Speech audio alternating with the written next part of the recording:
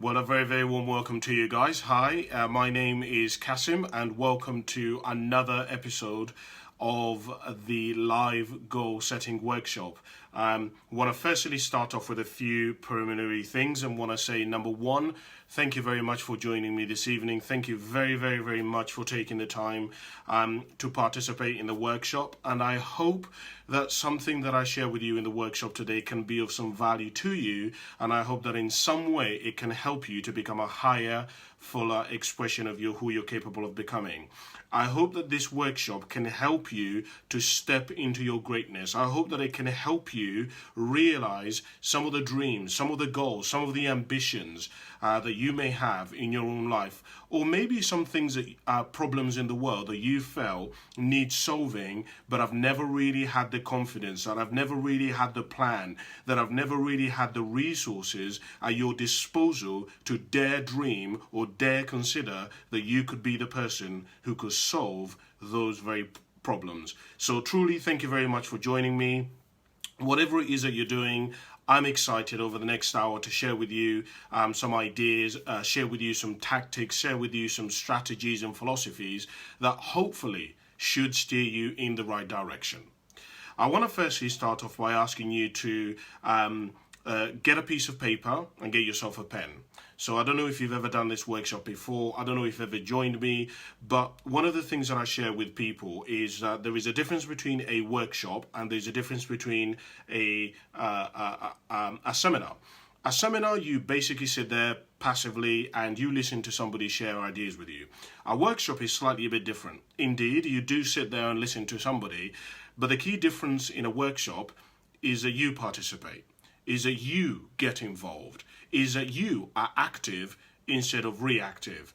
And that's essentially where I want to get you to, and is where I want to begin this new incredible journey of your life, this new decade of your life, really setting a whole new pace for life, for your life, really creating an abundance, a vision that is empowering, that is powerful, which is going to pull you towards it.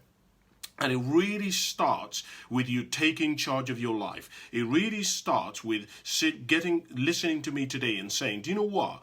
I'm no longer going to be a passenger in my life. I'm no longer going to be a sheep and sit back and watch the whole world burn. Instead, I'm going to take the initiative. Instead, I'm going to take up the call to action. Instead, I'm going to be a leader and I'm going to be brave enough and courageous enough to go and dare solve some of the problems that I see in the world, in my own family, in my own community, or in my own country.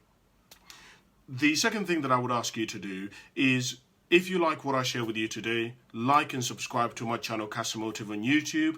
That's where I put most of my stuff, so I'd really, really appreciate that.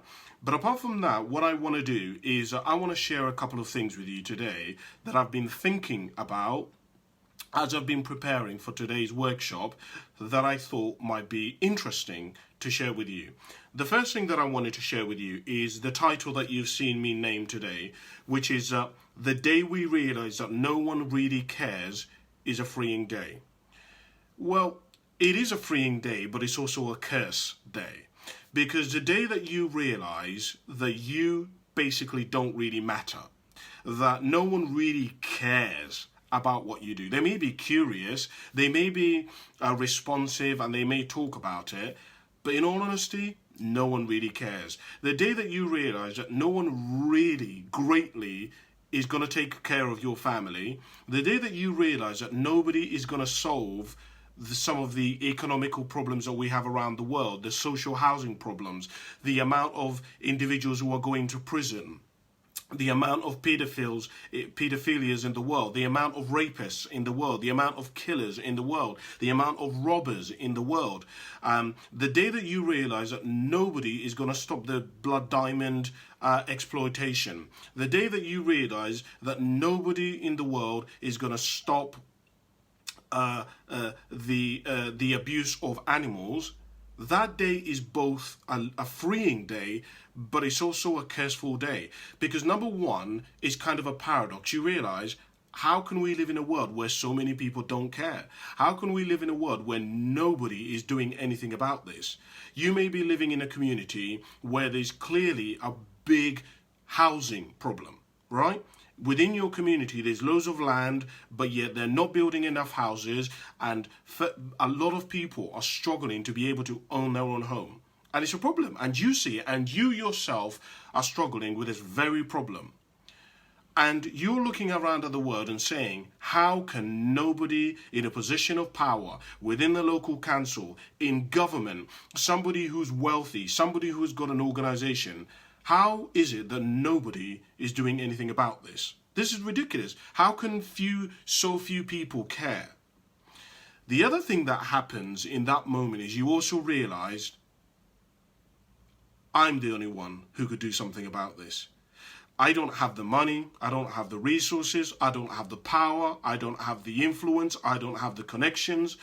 But it seems to me that nobody's going to do anything about this. And I guess the only person who really cares that much about this specific area is me.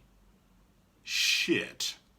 Do you now see the big problem that it brings up? Because for a lot of us, when we look at our calling, when we look at our purpose, when we look at the thing that we're supposed to do in life, the reason for being, the reason why we've been put on this planet, many times that calling comes in flashes. It's a repeated message where we see animals being abused all the time, and we're like, somebody has got to stop this. Somebody has got to do something about this. But nobody's ever done anything about it. And God, the universe, whatever you want to call it, that which is beyond us, is constantly telling us, you have to do something about it. But many of us refuse. Many of us fight it. Many of us resist it. And we're like, Cass, you don't understand. I don't have the money. I don't have the solutions. I don't have the connections. I'm just me. I'm little me. How can one me do all of these incredible things? I'm ordinary. I'm nothing.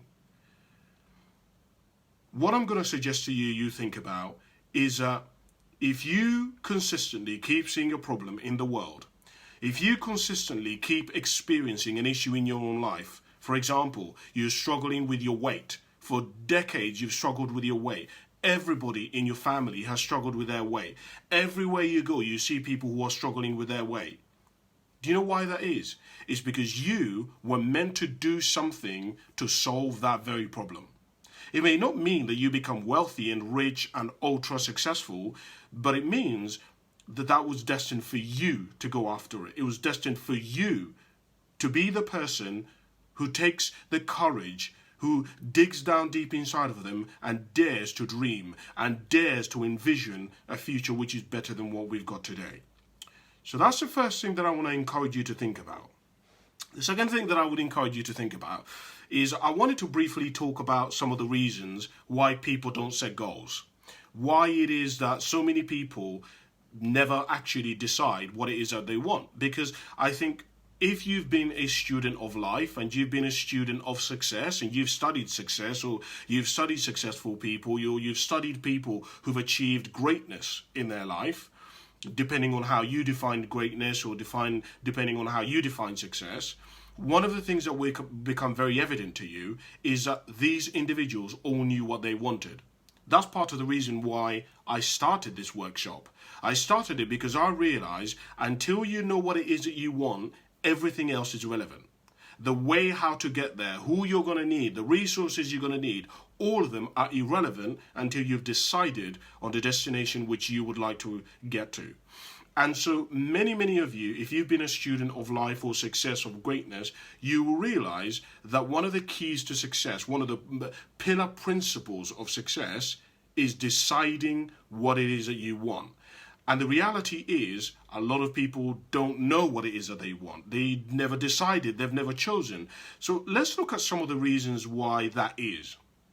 First reason that I wrote down here is, I wrote down that many of us have the assumption that if deciding what we wanted was really that important, that if having goals was really that important, everybody would be talking about it. We would get taught it in school. Our parents would constantly remind us of it. Everywhere we go, we would be told this, right? Wouldn't we?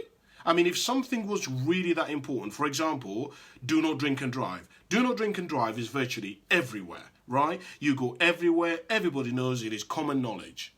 So if that is common knowledge and everybody knows, wouldn't goal setting be common knowledge? Shouldn't they be teaching it in school? Shouldn't our employers be teaching it to us, right? Everywhere would be going, surely would be told it.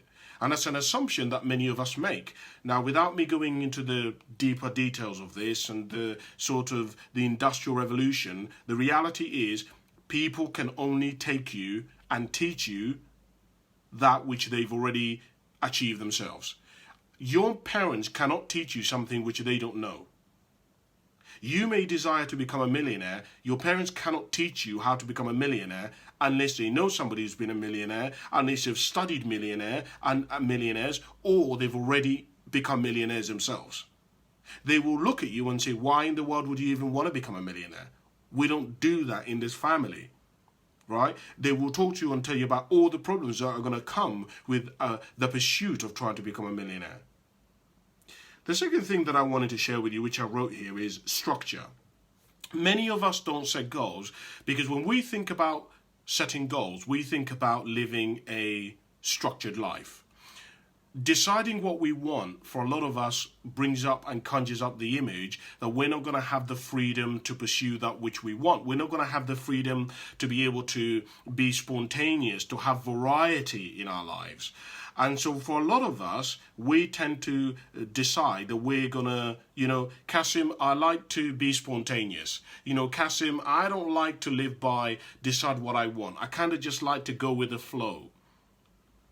Successful people do not just go with the flow. Indeed, they're present and they allow the present moment to guide them to the next present moment, without me getting philosophical and spiritual and too deep. But the point being is, a lot of us, we tend to think that Cassim, if I remove myself out of the river, if I remove myself out of the current of the water, then I'll have more spontaneity. This is not true. What I have come to understand is when you remove yourself out of the current of the water, all the other problems start to occur in your life. When you come out of the flow of life, the flow of principles, the flow of many of the laws that govern the universe, all of a sudden, all the other problems begin to occur. And so actually, living a narrow life, going with the flow of life, is where you find abundance, fruitivity, growth, and all the other amazing things that life has to offer us. What else did I write here? I wrote down something which in psychology psychology and hypnotherapy we consider as secondary gains. So a secondary gain is something that you achieve unintentionally. And many people, when we think about goal setting and we think about what we want in our lives, we tend to associate the success and the gain and the growth with a secondary gain. Let me explain to you what a secondary gain is, give you some examples of this. A secondary gain of, let's just say one of your goals is, Cassim, I want to lose weight. Losing the weight is what's called a first gain. The secondary gain is you get more attention.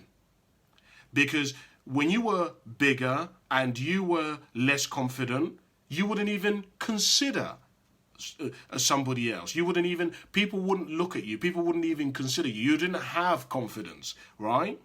And now that you've lost weight, all of a sudden, people are starting to look at you differently. People are starting to whistle at you. People are starting to ask for your number, which is a problem that you didn't have before. Here's a secondary gain. You never had money before.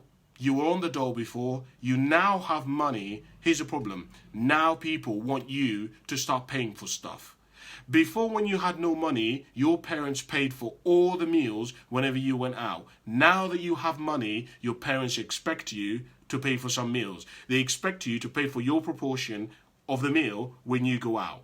Now, for some of you, this may sound like a ridiculous statement, but this, for a lot of people, stops them from progressing. These secondary gains stop a lot of people from reaching that next level. Let me give you one last secondary gain. Cassim, I've never really been somebody who is outspoken. I've never really been somebody who is that confident. I've got confidence. Well, here's the issue. The moment you start gaining confidence, the moment you start sharing your ideas, guess what? Enemies as a secondary gain start to appear.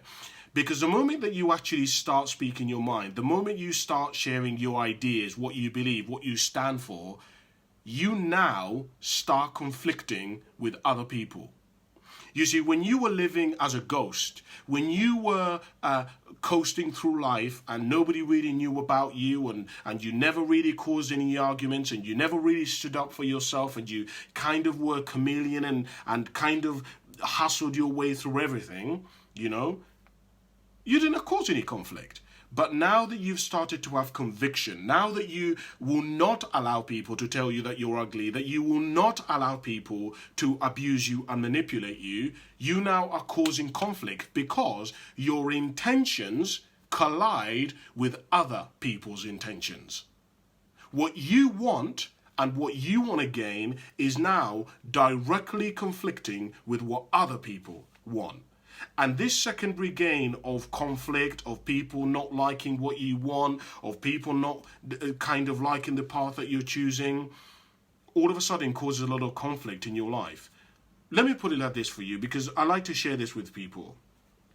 I say to people that the day that you decide that you actually want to gain something in life, that you actually want to win at life, that you actually want to become a champion at life, that you actually say, do you know what, Cassim? I deserve better than this. My life is worth more than allowing myself to settle for the crumbs of life.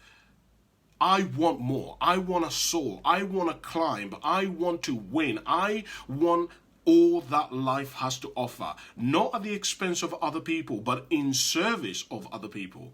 The day that you decide to do that, all of a sudden, all hell will break loose in your life.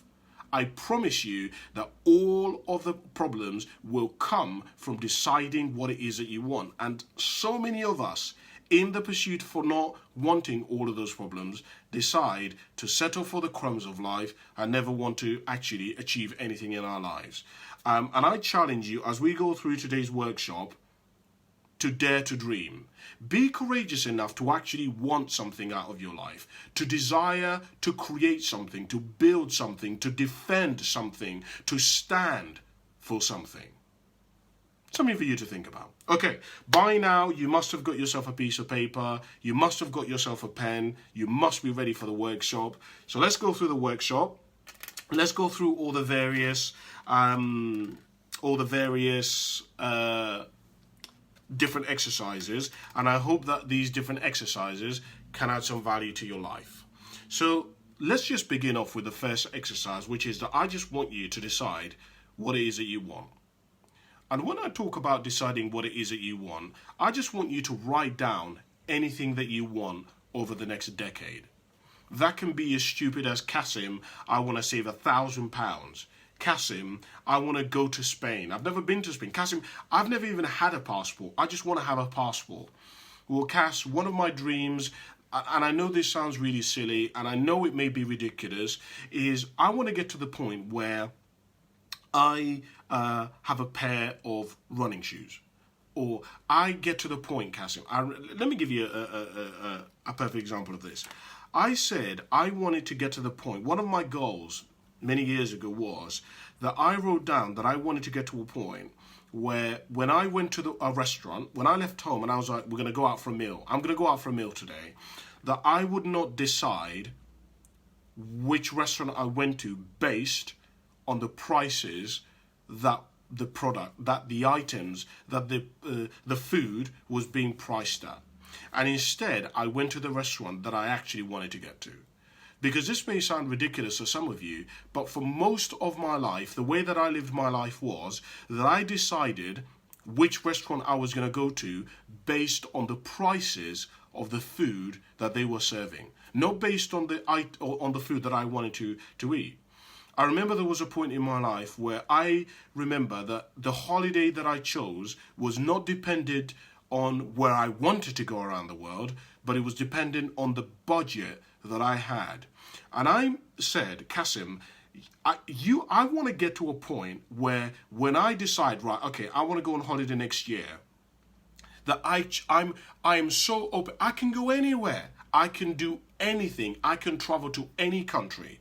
That's what I wanted. Not, okay, but if I take holiday, that means then I'm probably, yeah, but then when I'm going to not have enough money, but then I can only take 2 weeks off. But then if I take the 2 weeks off, then I might not even, when I come back, I'm not going to have money, which means I can only go at a certain time. And do you understand what I'm saying? It's ridiculous. It was ridiculous. And I was like, what kind of life are you settling for, Cassim? Surely life has got to have much more to it than you deciding where you go on holiday based on how much money you're going to have when you come back. I mean, this is ridiculous.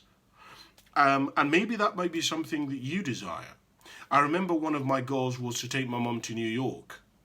I had a dream that I was to get out of debt and have £1,000 saved in my bank account. One of my dreams that I wrote down was that I wanted to interview a president. I wanted to have a meal with Eminem. Guys, this first exercise is not about being realistic. It's not about saying, well, Cassim, that's never going to happen. I don't have the money. I don't have the resources. I don't have the connections. I don't know the people. This first exercise is about dreaming. It's about being a child. You know, I did this exercise with my sister, and I said to my sister, Maya, we're going to write down what we want. Maya said to me, anything? She was 7. And she said, what do you mean? She said, anything? I said, yeah, Maya. We're going to have a competition who can write down the most things that they want. She said, would you mean I can be like a princess or anything? I said, Maya, you write down, you can be anything.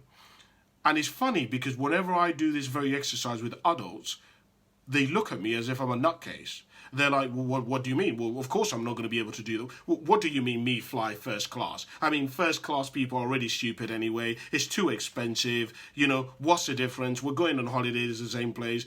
Cass, come on, man. What's the difference in restaurant? It doesn't really matter. I mean, it's all food at the end of the day, right? Cash. I mean, it's clothing. What does it really matter if I buy the clothing from Primani or I buy the clothing from Gucci? It's all the same anyway. What does it matter? That mentality is a mentality of somebody who's given up on life. That's the mentality of a loser, because they don't even want to dare to leave the ground. They don't even want to dare to pursue something beyond where they're currently at. Inside of them, they're saying, yeah, but Cassim, if I go for it, I might lose. Yeah, but Cassim, if I actually build hope in my life, I might be disappointed. And so instead of soaring, instead of leaving the ground, they stay on the ground. They continue eating shit like chickens do. Chickens will eat anything. I challenge you to soar like an eagle. I challenge you not to be a sheep and follow everybody else. I challenge you to be a lion. Be a leader. Dare to dream. Dare to be courageous enough to actually solve whatever problem you need to solve and to become whoever you need to become in order to achieve that which you desire to achieve. So write down what you want. One of the goals that I had is that I wanted to answer the 5 major life questions. I basically started studying successful people, and I found there were 5 questions which were major. Everybody was trying to answer them. And I said, before I die, I want to answer these 5 questions. Let me give them to you quickly. Number 1, who am I? I said, who am I? If you remove the name Cassim, who's left? I said, well, clearly I'm not just an estate agent. So if we remove my title as an estate agent, who am I? That's the first question. Question number 2, what's my story?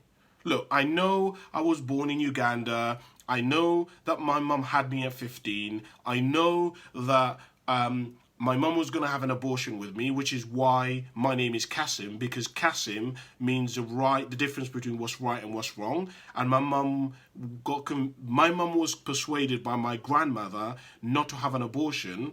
And when she had me, she felt that she'd made the right decision, which is why she named me Cassim. I understand that when my biological father found out that my mum was pregnant, he basically disappeared off the face of the planet and abandoned her. I understand that when I was younger, I had to fetch water, and I literally, there was no toilet, there were no windows in the house we lived in, right? I get all that. That's my story. But my question is that it? Is that where my story ends? That's what, and then I came to England and then I worked in Tesco's or I worked as an estate agent. Is that my story? I don't know. I wanted to answer, what is my story? 3 is, why am I here? Look, I could have been born 200 years ago. I could have been born in 100 years into the future. I could have been born 4 days before. Why is it that my parents had to meet at the exact same time that they met, and all of the things, just imagine all the things that had to happen in order for my parents to meet and for me to be born and for me to be sat here to do this? Just you think about all the things that had to happen in my life. I had to catch the right flight. Everything essentially in my life had to happen in a certain order for me to be sat here talking to you. So my question is, why is that? Question number 4 is, what can I do? I wanted to know, what is my potential exactly? I knew I wasn't very good at exams, right? When I was in school, loads of my teachers told me, Cassim, you're actually clever. But the issue is, you're just not good at tests. So I wanted to know, beyond taking tests, I knew I wasn't dumb. I knew I was I could get concepts, but I found it difficult sometimes to get things. But once I've got something, you won't beat me. You will not outwit me once I've got something. But sometimes it takes me a little while to understand it and to conceptualize it. So I wanted to know, what is my potential? What can I actually do? I don't know. And the last question that I wanted to figure out is, where am I going? That's actually part of the reason why I'm doing this workshop. Because this question of, what am I going to do with my life? What am I doing? Where am I going, man? What am I going to spend the rest of my existence on this planet doing? What am I going to do? Look, I already live in England. I pretty much can have safety because it's pretty safe in England. So I've basically taken care of most of the basic needs that are talked about in a hierarchy of needs. So I've got water, I've got shelter, I've got safety. I pretty much can go on holiday. I can get a job. So I got that. So my question was, what now? What do I do now that I've got all of those? Is what I wanted to figure out. So write down, I don't know, for you it may be you wanted to write a book, you wanted to travel to every country around the world, you wanted to fall in love, right? Maybe that's something you've never experienced. You've never fallen in love. You've heard people talking about love. You've heard people talking about this concept of the one, but you never felt it. And you want to know, what does that feel like? What does it feel like to find somebody who you connect with, somebody who gets you, somebody who you belong to, somebody who will die for you beyond your own family? We all know our own families will die for us. Well, some of us. I think some of you know exactly what I'm talking about. So beyond that, maybe you wanted to know that. Maybe you wanted to set up a coffee shop in Cornwall. Maybe you've never been to Scotland before. Cassim, I want to go to Scotland. What do you want? Interesting question. After you've done that exercise, and the goal of that exercise is to get to about 500 things. That's where you want to get to. About 500 things will build an incredible future for yourself. And the reason why I say this, you want to write about 500 goals, is because if you write 50 is not enough. You have to have something which is so strong that it pulls you forward. I love something that Jim Rohn once said. Jim Rohn said that we're always being pulled in one of 3 directions. We're either being pulled back by the past, what we used to do, how great times used to be, how things, how bad times were, what people did to us, what happened to us, our story, how that person abused us.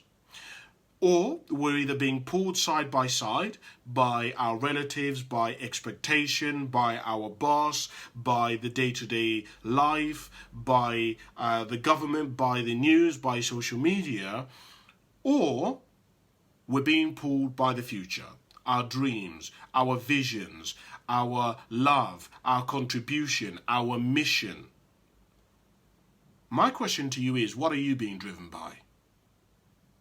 Is your life being driven by your dreams, your ambitions, your visions, your mission, who you want to serve? Or are you being pulled aside by the distractions, by what people want you to do, by what people expect you to become? Or even worse, are you spending most of your life in the past? What people did to you, what people said to you, what people told you you could become and could be, what people told you you're like. I don't know, something for you to think about. We then get into the second exercise, and in the second exercise, what I want you to do is to go down the list of goals that you have and give each goal a number between 1 and 10. The number between 1 and 10 correlates to how long you think it's going to take you to achieve it. So, for example, if one of your goals is, Cassim, look, I've always struggled with my weight. At the moment, I'm about 150 kilos, right? I don't know how much 150 kilos is in pounds, but I'm about 150 kilos. And I would love to get down to the point where I weigh 85, 90. Okay, 90 would be amazing for me. How long do you think that might take you? A decade? 2 decades? A year? 2 years?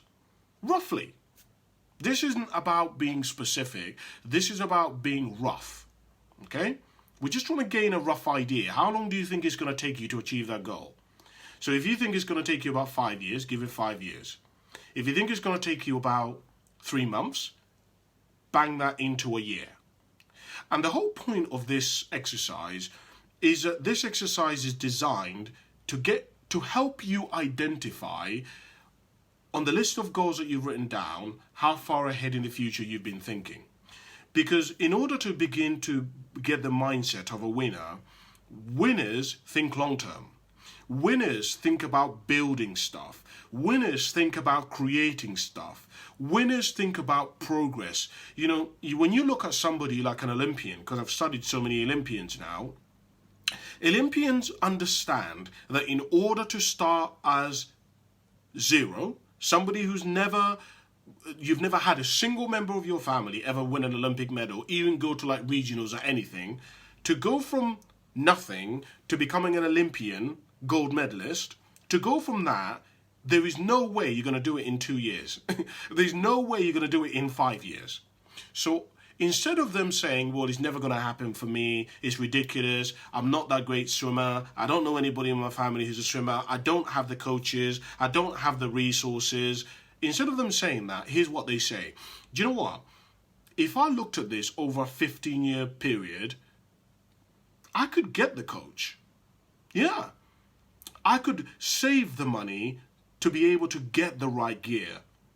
Yeah, I may have to move countries, but I could save the money to be able to move countries, and I could live on a little bit less than I currently live on. At the moment, I live a pretty lavish lifestyle, but in order to get that goal of becoming a gold medalist, I'm going to have to make some sacrifices.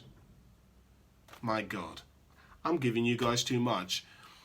Part of the reason why I'm getting you to write these goals down and giving them a time is because in order to achieve your goal, you're going to have to make some sacrifices. You're going to have to give up something. My God, I'm giving you guys too much today. Let me share something with you. I've studied successful people for the last 6.5 years. My one question, well, I have 2 questions, but the number one question that I've been wanting to know is, how do you start with nothing and achieve a lot? How do you start from the floor and get to rise to the penthouse? And I've been looking for what I call principles, keys, things that are common amongst all of these. Let me give you, in that pursuit, I've read thousands of autobiographies of people who started with nothing and have achieved success. Here's a common occurrence, that principle that many of them say.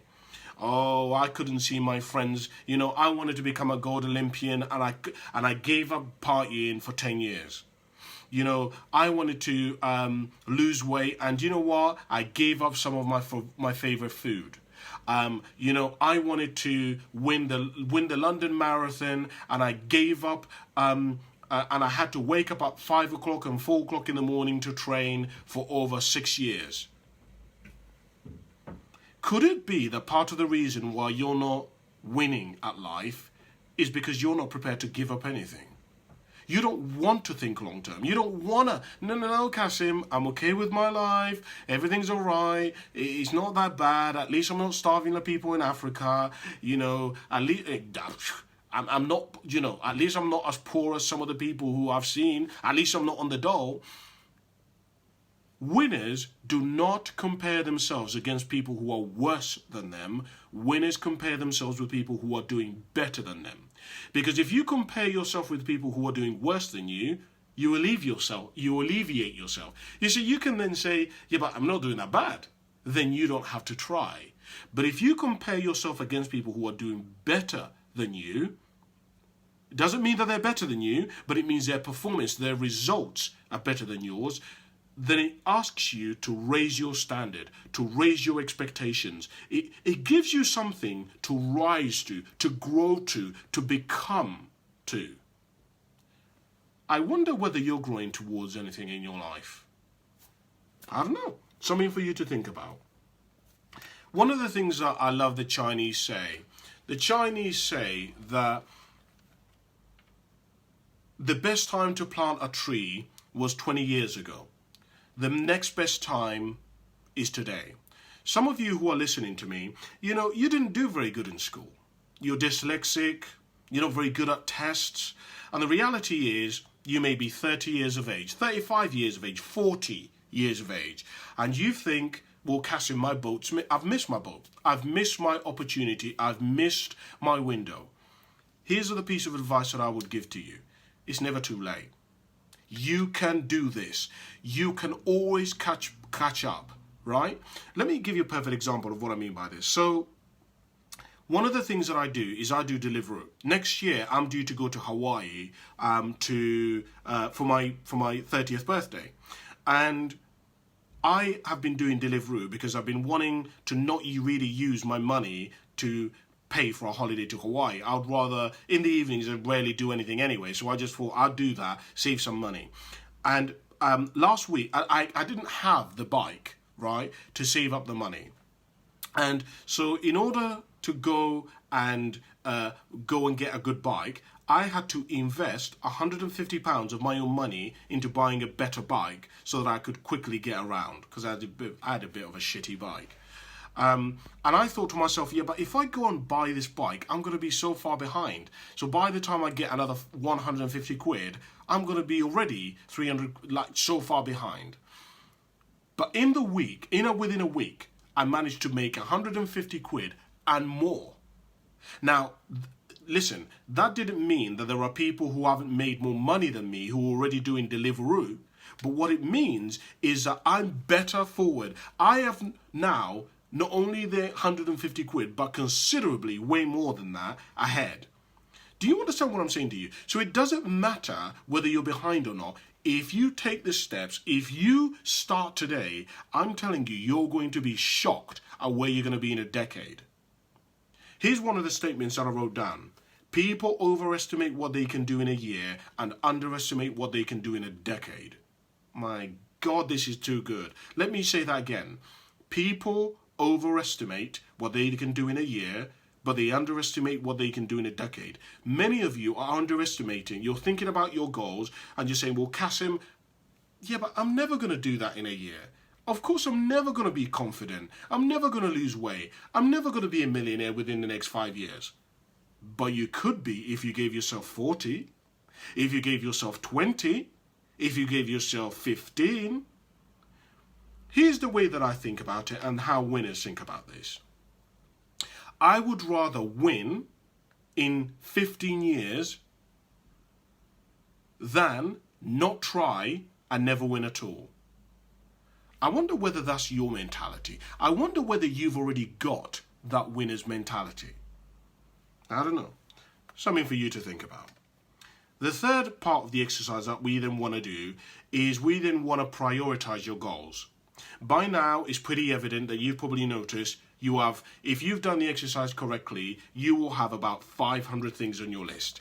Clearly, you can't go after 500 goals. So what we now want to do is we want to prioritize your goals. We want to go after things that are meant for us. In fact, that leads me to one of the first statements that I want to share with you. Not everything was meant for you. You see, I love cooking. I love food. I watch loads of videos on YouTube about food.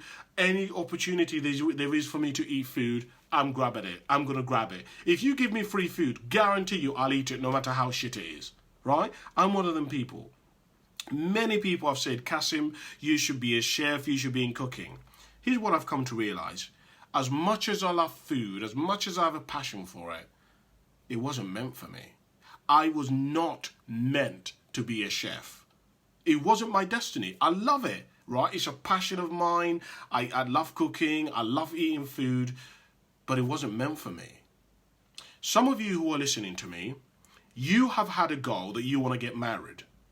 In order for you to achieve that goal, the people who you keep attracting in your life cannot help you achieve that goal, which means that you're going to have to give up the idea, and I'm venturing into a topic which I'm going to get to in a moment, but you are going to have to give up the type of person who you keep attracting in order to achieve your objective. Let me put it another way. Some people some of you love a girl who's really fit. You want a girl who's at least an 8 out of 10. And you know exactly what I mean by an 8 out of 10. You want a girl who's an 8 out of 10. Here's a problem. You want somebody who's loyal, somebody who's committed, somebody who wants kids, somebody who is not like high maintenance and you constantly have to tell her you're beautiful, you're amazing. You want a strong woman. Here's a problem. 8s and 9s usually, and I'm generalizing here, so don't try any of that shit.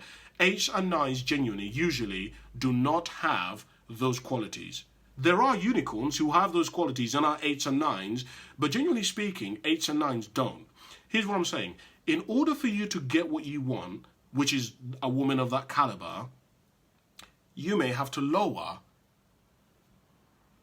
your number out of 10. And I wonder whether you consider that. I wonder whether you've got that, because your priority has been to get an 8 out of 10. But really what you need is maybe a 6 with a 10 out of 10 character. Oh man, today, I don't know, I'm on fire today. I don't know what's going on with me, but what I'm sharing with you guys, this stuff is deep. People should be paying me for this stuff, and I give this stuff to you guys for free. So my point to you is, there is some things which are not meant for you. You may have been in certain relationships that are not meant for you. You may be going after careers which are not meant for you. You know, I've met people, some of you actually, let me take this further. Let me use something personal. So my dad, came from a family who were raw Christians. Every member of his family, Christians. And I mean, they went to church, the whole 9 yards. Can you believe it that my father decided that he wanted to become a Muslim? And the reason why is because my father wanted to follow a spiritual path. He wanted to be connected to God. That's one of his goals in his life. And in order to meet that, he felt that Christianity could not meet that spiritual path which he wanted to go to. And so he had to give up that path in order to meet his higher goal. And I'm just thinking and wondering, so whether you're realizing that just like my father did, you may have to prioritize and give up something which may be perhaps even normal to you for something higher, for something better, for something that will help you to become a higher, fuller expression of who you're capable of becoming.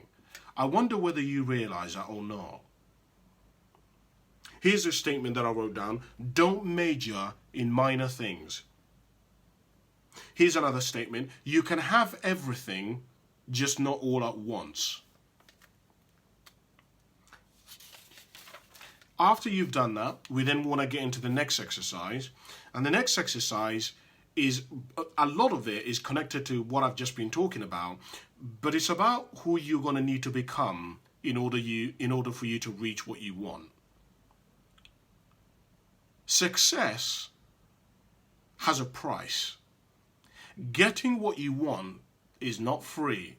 In fact, I got into a bit of an argument with somebody a few months ago where I said to him, listen, he was asking me, I was working in co-op at the time, and he was asking me for something for free. And I said to him, listen to me, if somebody offers you something for free, you best be on alert, because nothing in life is for free. Nothing. And he said to me, well, Cassim, but love is free. I said, love is not free. Love is not free. If you don't believe that love is free, go and speak to somebody who's been together for 30, 40 years and ask them about the journey that has allowed them to get to the point where they've been married for 30, 40 years. Because I can assure you that love is not free, right? It is not free.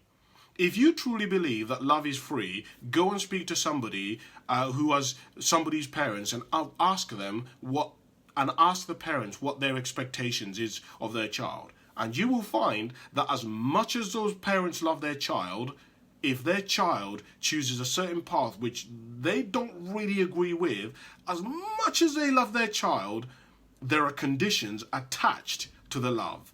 They will love their child if their child does amazing, if their child is successful, if their child follows a certain path. A lot of people, and now we're getting into spirituality, and we're getting into my second question, which I study, which is that how do you become successful without ending up divorced, without ending up killing yourself, without ending up stepping on everybody before you get there? Because in order to actually realize that path, one of the things that you have to learn is that you have to detach from all material things. Man, but that's so complicated and too deep for me to even get into. But the question is, who do you need to become in order to reach your goals? Because if you wish to have something which you've never had, that means you're going to have to become someone you've never been. Some of you who are listening to me, you want things that are completely beyond your current habits, your current attitude, your current mindset. You know, you've heard me talk a lot about the winner's attitude, the winner's mindset today. And the reality is, some of you have been listening to me and you've been thinking, boy, that does not sound like me at all. I don't think in that way. And you may have to change that mindset in order to become who you want to become, in order to achieve the results that you desire to achieve out of life. Some of you have been seeing a problem in the world, a problem that needs solving. Children, animals, society, workplaces, equality, racism, whatever it may be for you, you've been seeing this problem. And as I began today off by saying, you've come to the realization that nobody really cares. Nobody is going to solve this problem. And so if anyone's going to do anything about it, it's going to have to be you. And when you begin to consider, you don't have anything. You're not even, you're shy. So in order for you to do anything about this, you may need to get into a position of influence, a position of power in order to do something about this. You may need to become a politician, right? You may see a housing problem around your community, and in order for you to influence it, you may either have to, number one, earn lots of money so that you can buy a lot of properties and rent them for a good price, or you may have to get into the local council committee so that you have a say on stuff, right? And in order to do that, you may have to change your complete careers. You may have to live a different lifestyle. You may have to learn about stuff that you didn't before. You may have to step into the spotlight. Like, for example, me, I wanted to live what I call a Nando's life, right? As much as people think this, which is always funny for me because I always have to tell people this. A lot of people think that I love the spotlight. A lot of people think that I love, doing videos and speaking to people and doing seminars. I don't, right? And if you don't believe me, speak to my family. My family will tell you, at the center of who I am, I'm an introvert. I would much rather be in my house, talk to nobody, see nobody, do nothing, watch films, play video games, do other stuff. You lads know exactly what I'm talking about. And eat. That's it. And go to work and come home. That's pretty much, I'm pretty fine with that, right? All right, fair enough. Every now and then I'll go out. But me, that's pretty much me. The reason why I do this isn't because I want to, is because this was chosen. My life is what I didn't want this path. Trust me. This path was chosen for me. When I started asking, at the beginning of this, I said that I wanted to figure out the answer to those 5 questions. One of those 5 questions is, why am I here? So in order for me to fulfill the answer to that question, I had to go and find out why I'm here. And I discovered that the reason why I was here was to help men become higher flow expressions of themselves.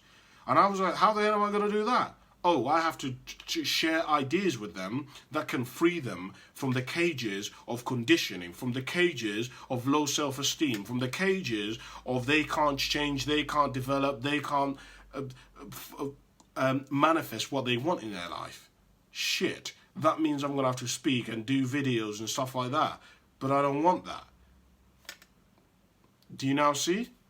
My question to you is, who have you been refusing to become so that you can realize and manifest your greatness?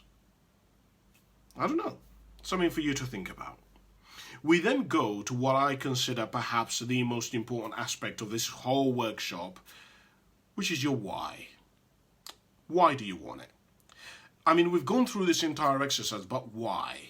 Why would you write your goals down, try to dream, try to change yourself, go and help other people? Why? For what reason? Let me share with you some things that I wrote down. If you had enough reasons, you could do the most remarkable things. Some of you who are listening to me today, you could do the most remarkable things. Fact. You know it, I know it, your mum knows it, your best friends know it. You're not dumb. You're not stupid. You certainly, don't lack a work ethic or an empathy. The issue is, you can't be asked. You're tired. You have no energy. You just don't have enough reasons. I mean, I meet people all the time who have the ability to perhaps move communities in a certain area, inspire young people, and they don't do nothing about it. And sometimes I think to myself, why is this? And then I begin to speak to the person, and I begin to notice that this person has no reasons.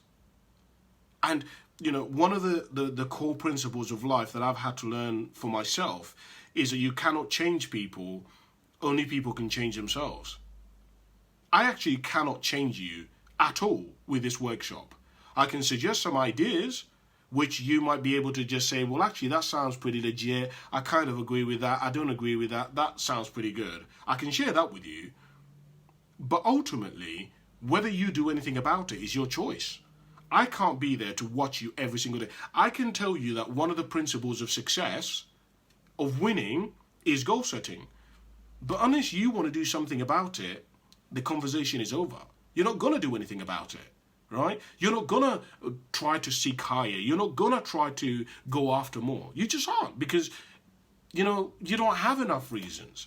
And so for me, one of my biggest motivations and one of my biggest drives and missions in my life is to help men find reasons in their life. Because a lot of guys are actually have the drive inside of them. They have a hunger, a fire which is burning inside of them. They have a resilience. They're strong. They've got vigor, but they lack the turbo. They lack the energy. They lack the tenacity, right? And in order for them to realize their greatness and for them to inspire others and for them to do great things in their lives, they're going to need to activate that desire to want to help, right? One of the things that I was thinking about today, that I was journaling about this morning, is I was journaling about the fact that a lot of people never go beyond their own community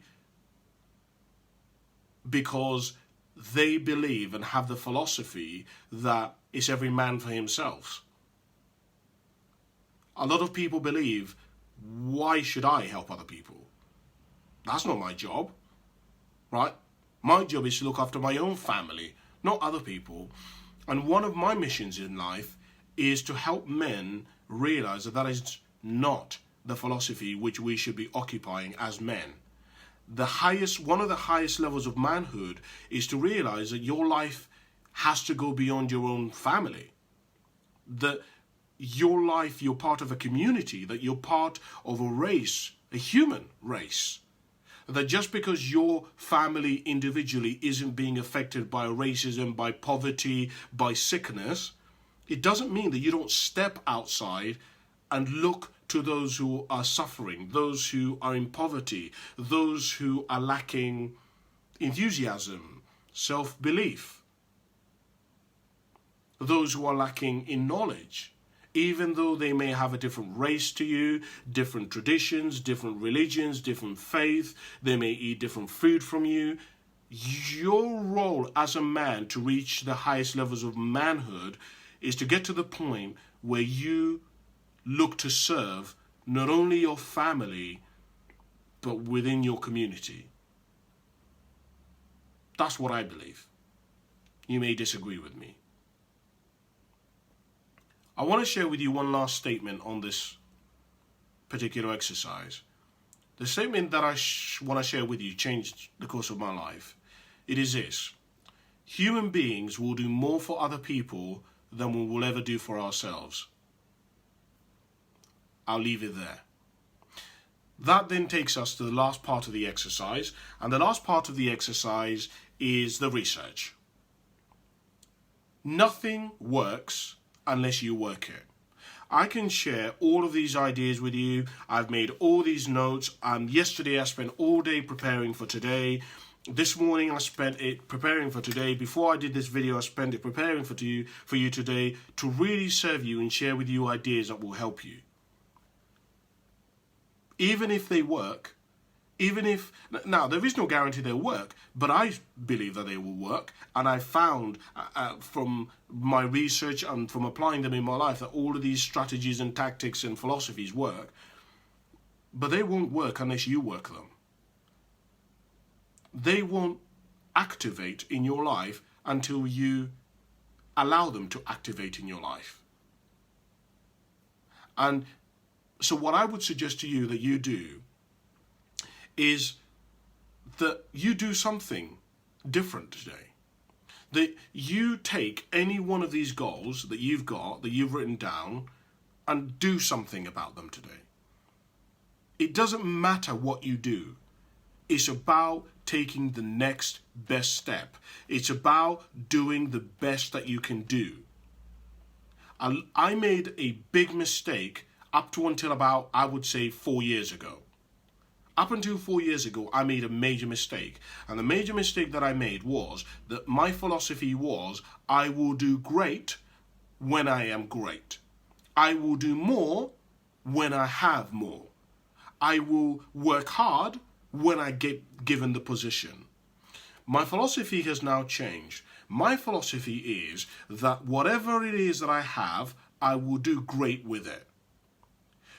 No matter how little I have, I will do the best with whatever it is little that I have. Because what I have found is, if you take this moment and you take the opportunity that you have and you take the resources that you have and you heighten them and expand them and do the best that you can with whatever it is that you're given, I have found that the universe, God, people around us have this remarkable way of noticing. And when they notice, opportunities start presenting themselves which were not presenting themselves before. Many of you guys who are listening to me, one of the errors in judgment that you're making, which I made, and I talk from experience, is that you're saying, Cassim, when my boss gives me more money, then I'll work harder. When my boss gives me a pay rise, then I will take on the level. I'm saying to you, don't wait for your boss to give you more money. I'm saying to you, grow to become the kind of person who is worth more money. Grow and work so hard that you make your boss look like an idiot for not paying you more money. That's the philosophy that I ask you to adopt. Don't be like everybody else. Everybody else in the UK will say, well, no, I refuse to work hard until my boss gives me the pay rise. No. That's the mentality of a loser. I'm saying to you, if you want to think like a lion, which is the winner, I ask you to develop this mentality. I'm going to work so hard. I am going to be so diligent. I am going to have such high standards with such little position that I make my boss be in a position where he has to give me the promotion. He has to create a position for me which it doesn't exist at the moment. That's the philosophy that I ask you to enact. So for some of you, that may mean at the moment you have no money, but you want to lose weight. So instead of you going and having loads of money and joining the gym and having the most amazing kit and running gear, that may mean you may have to get on your shitty shorts and run around the park around you in the cold, where everybody looks at you and you're overweight and you look like shit and you've got sweat marks and you look like absolute shit. That is what you may have to do. Some of you are listening to me at the moment and you say, look, Cass, in order for me to fulfill my destiny and to fulfill my greatness, you know what, Cass? I may have to get myself to a stage where I'm going to have to go back to school. Some of you even, one of your goals may be, Cassim, I want to be at peace. In order for you to be at peace, you may have to take or to spend more time with your children, you may have to step down in your pursuit of being the best. I wonder what research you need to do. You know, let me give you a perfect example of this. So for my research, many of you will know I'm going to Hawaii next year for my birthday. So I was like, right, okay, I set myself, I was like, I want to go to Hawaii. What will it take for me to go to Hawaii? And I was like, okay, well, a lot of people who go to Hawaii usually go there for kind of like honeymoons. So that must mean it's going to cost loads of money. And I don't have a lot of money. Right. Right. How's that going to work then? So I started researching it. How much does it cost to go to Hawaii? Where can I stay? Where do people stay? I started researching it and I was like, okay, what flights can go there? When is the best time to fly to Hawaii? Who do I have in my life who would want to go to Hawaii? What activities can I do in Hawaii? This is the kind of stuff that you want to begin to activate in your life. Bearing in mind that at that time, I didn't have any money. I was like, let me explain something to you guys. A lot of you guys, you are looking at these list of goals that you've written down and you're saying to yourself, but Cassim, I can't even go and do the research. How can I go and find out about schooling and how much and what it's going to take me to become a counsellor or work in a children's playhome or get to the point where I have my own house? What do you mean you want me to go and research mortgage rates? I don't even have any money. I don't even have a deposit. If you go and find out how much deposit you need, you will figure out what you need to do. This is what I said to you at the beginning of today. Until you know what it is that you want, the how, the plan, the map, the route cannot be figured out. Until you decide that you want to go from Reading to Manchester, the roads that are going to get you there are irrelevant because you don't know what roundabouts you're going to take, how much petrol you're going to need, whether you can take a car, you can take a train, how much it's going to cost, how many hours you're going to have to work overtime to get the money is irrelevant until you know what it is that you want. And so I would just encourage you to go and do research. And the last thing that I wanted to share with you, by the way, on this topic is that information alleviates fear. The more information that you have about your goals, about your future, about your dream, about your vision, the less fear you will have about it. Because you will realize that actually, hold on a minute, this is actually pretty realistic, right? I could do this in a year, I could do this in a couple of months, I could do an extra job, I could do this, I could do that. when you begin to think in this way, not only are you now beginning to activate what makes human beings amazing, which is creativity. We have an ability to think outside the box. We can take a tree and turn it into a table, right? Do you see what I'm saying? Human beings can do this. And a lot of us, we're not activating those parts of ourselves. We're not being creative. We're not thinking outside of the box. Because many of us have been conditioned to wait. Many of us have been conditioned to be like sheep, not to lead our lives, but to wait for a savior, to wait for the government to come in, to wait for our mothers and fathers to leave us an inheritance. I'm saying to you, lead your life. I'm saying to you, step into your greatness. I'm saying to you, become who you need to become in order to become your highest, fullest expression of yourself. That right there, guys, finishes today's workshop. I hope that it has served you. I don't know whether I've shared something with you today that's been useful. Comment below, send me a message. Perhaps you wrote down some things that you've never really even considered are a reality for you. Maybe you've used this opportunity to really refine where you're going to be in the next decade. I'd love to hear from you. Don't forget to like and subscribe to my channel, Cassimotive, on YouTube, by the way, if you want to join my community, if you want to support me. That finishes it. Thank you very much for watching, and I will see you next week. Bye for now.